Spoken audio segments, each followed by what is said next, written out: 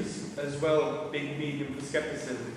What's your take on the bannings that have been going on? YouTube. Yeah, Thunderfoot's been kicking ass on that in that regard. I think for those of you who are aware, YouTube occasionally does really boneheaded things where they'll ban people at the drop of a hat, and it gets bad with creationists. Usually will flag videos as insulting or illegal or something. And sometimes YouTube will just remove the video. Sometimes they'll ban a user and they don't give it a second thought. And it's terrible. And so I haven't really been involved in it though. But people like Thunderfoot, who is a great scientist on YouTube, who has a lot of users watching his videos, has done a wonderful job of saying, look, YouTube, if you keep doing this stuff, I'm going to go away and I'm going to take my 800 billion subscribers with me. So yeah.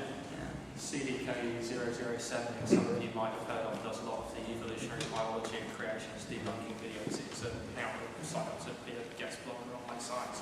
And in recent times he's had problems with the same as Thunderfoot, but he's gotten past it, and YouTube seems to have improved things somewhat. They're not quite as legit in taking things down.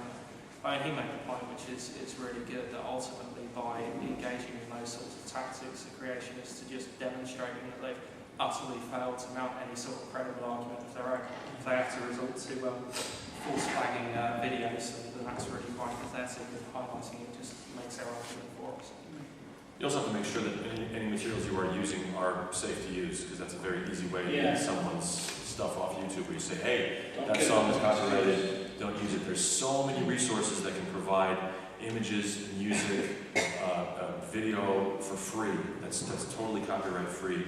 PodSafe Music Network. If you're going to do a podcast, if you're going to do a video, there's just lots and lots of music you can use for totally free. So at least they don't have that where they can say, hey, you're using Peter Gabriel's song, you can't do that. Don't move. Yeah, and there's some, you can have some fun with it. I saw the video, I wasn't really particularly skeptical, but it was a commentary about censorship of some TV show that showed someone's backside on a US channel, and they couldn't use the actual footage, so they reenacted it. Just to be fair, well, we can't use the actual footage, it's copyrighted, but this is pretty close, watch this. And, that gives it a little fun. But yeah, don't be an excuse. Don't use music that you don't have the rights to. Don't use video that you don't have the rights to, because that just gives them an excuse to get you banned.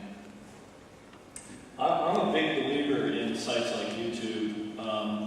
I've written about this a couple times in terms of, we have this problem where the skeptic web becomes kind of an echo chamber effect, and we're good at getting the skeptics to come in and read our blogs and whatnot, but we're not necessarily good at reaching out to other people. But sites like YouTube have that tremendous general audience, and because the videos are all cross-linked, and you can post your videos in response to someone else's, and et cetera, it's an excellent way to get people to wander in and maybe see your skeptical content, who might not have gone to a site called, the Skeptic Potato or whatever the name of your blog is. God, that's brilliant. Someone